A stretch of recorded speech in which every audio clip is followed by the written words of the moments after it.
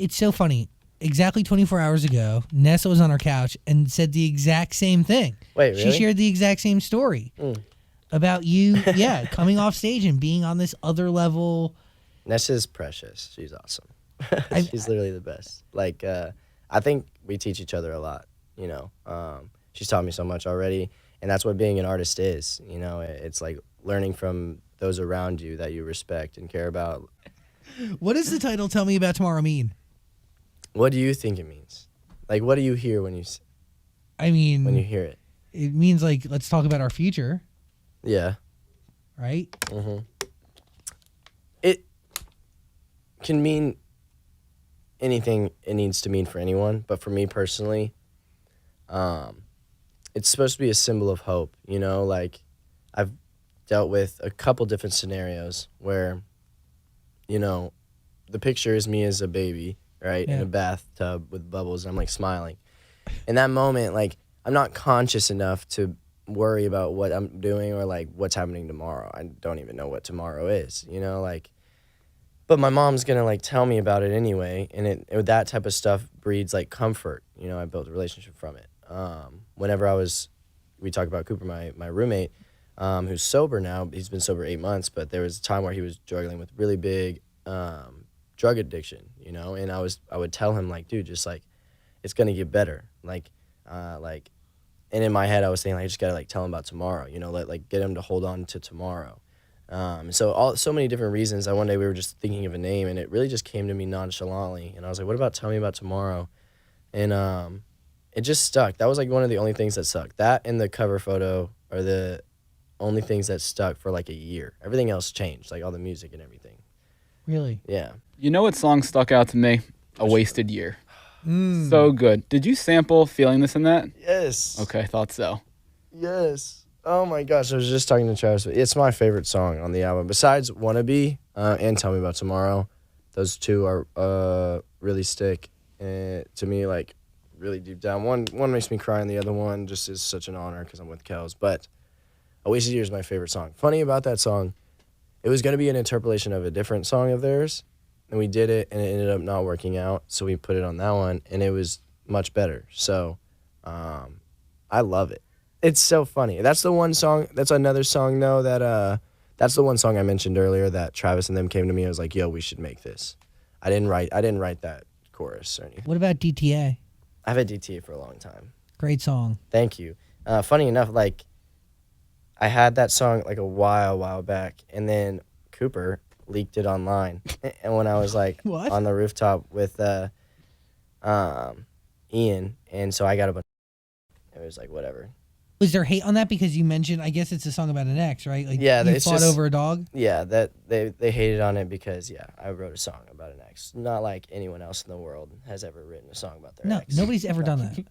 Yeah, no one's ever done it. So, like... How dare you? I know I walked into it, you know. You still feel that way today? I don't trust anyone in the sense of, it's really hard. It's hard to explain. I feel like it's more like, it's not a negative outlook on life, because that's kind of what it sounds like, you know.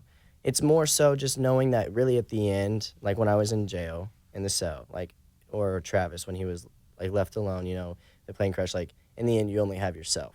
Do I love people? Absolutely. I love everybody. I give love to the people around me. And it's just the idea of, like, love seems to be dead in 2021. You know what I mean? I wrote this song, like, right after, I think it was right after the arrest. Like, I started, I had this song for a minute. And I was like, I just felt really, really jaded. I felt like, that arrest fucked me up. Like, it really did. Like, I haven't really talked about it much, but it took a lot out of me, and it, like, scared me for, like, a long time. Why? Well, I mean, obviously you're in jail, so it's traumatizing. It's just because, you know, being inside of, like, it also might have been timing, too, because I was going through a lot of mental stuff, and, like, the last place I expected myself to be was inside of, like, a cell. And I realized in that moment that I only had myself, you know, and what I was left with, like, my values and things like that. And I hated it. So it just started this, like, cycle of me feeling like I'm trapped and, like, because obviously you're trapped in like sight. So it just did a lot of things to my mental. You know, it was really super traumatizing, and I worked through it. But even to this day, sometimes it's like, damn, like, you never know what's gonna happen because like the trials are still like pending and stuff. So it just gets scary, you know. But that's why I'm trying to really just like love my music and love what I do, because like you never know when things are gonna change. How do you change as a person after that happens? So many things change, you know, like so many little things change. For me personally, driving for me changed a lot. Like, that sounds ridiculous, but like my driving literally changed. Like, I still drive fast and stuff, but because I like driving fast, but I'm super cautious, and like I'm always looking in the mirrors and like rear views, checking to see if there's cops and stuff, because it just scared me, you know. I'm not doing anything wrong, but it like just makes you feel like you are, you know. I was super paranoid. Like when it would get dark, things would change, and so like I went through I don't want to get too into it because like, you know, I have a bunch of cool things coming up. Like I get to talk about it, but yeah, I got really intense for a while, and it really really messed me up. And you know, it messes up relationships in your life and different things like that. So but overall, I don't regret it. It like taught me everything I needed to know, and I think it put me in this position because I needed that. I needed that little like humbling and like setback to really focus on what I needed to focus on. Yeah, Nessa was just telling us that you guys had, or Matt, I don't know if you were part of it, but a 10 a.m. tattoo session. Yeah, absolutely. She's been getting at it, and she looks great, in my opinion. I love that. So, yeah, I want to be covered like Travis. You know, my mom hates it, and she's so sad. But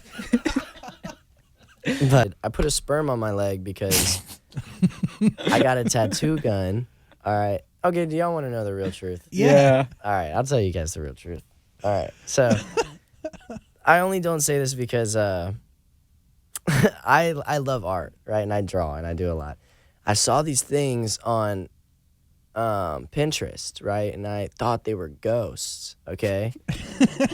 And because I was like, pretty high. I was like about to go to bed. And we had a tattoo gun, and I was like tattooing. The rest of it looks pretty good. And I saw it. I was like, oh, I'm gonna put these on my leg. They're ghosts, and they weren't ghosts. So they were sperm, and I put them on my leg. And I looked at it after, and I was like, this is gonna be a little weird. So I put 28, which is like a clothing brand I'm starting, like this whole brand I'm starting, and like the head of it, so it kind of looked like I was doing like a funny 28 thing, you know. But yeah, no, I just got tricked. I completely. I thought it was a ghost. I thought they were ghosts. I thought they were ghosts, but they were sperm. Yeah. One basic question, and I feel like we have to ask every time: is this sway thing still a thing, or have you completely checked out of that? Yeah, no, I don't think sway's a thing anymore, man. I think they're still doing it, but I think they like I'm nixed out of that whole thing. No one really let me know or anything. It's okay, but you're better because of it. We keep moving forward. I hope they're all. I mean, I still talk to them quite a bit, and you know, I love all those guys. No matter what happens, and I'm just like doing my own thing. You know what I mean?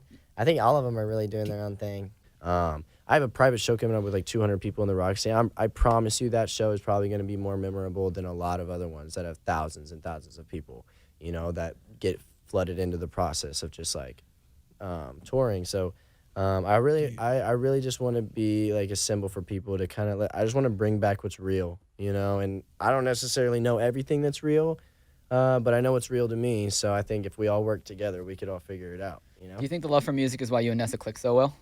Absolutely. 100%. She's incredibly talented, dude. She gets me excited about my own music. I'm really excited about her music.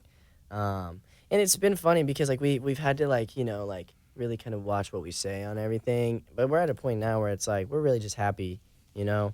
Bad things happen to everybody. It happens to everyone. As long as you're learning a lesson and moving on from it, then that's all you can do. You know what I mean? Keep moving forward. And as long as you're happy, keep doing what you're doing, and I'm really happy, man.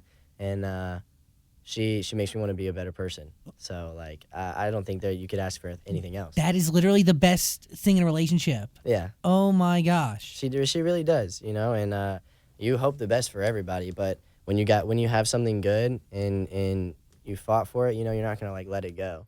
So it's been awesome, yeah.